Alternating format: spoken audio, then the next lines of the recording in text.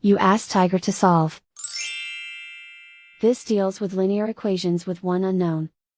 The final result is z equals -10/3. Let's solve it step by step. Simplify the expression. Combine like terms. Isolate the z. Multiply both sides by inverse fraction 5/3.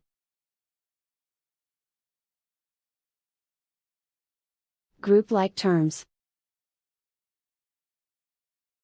Multiply the coefficients. Simplify the fraction. Multiply the fractions. Simplify the arithmetic.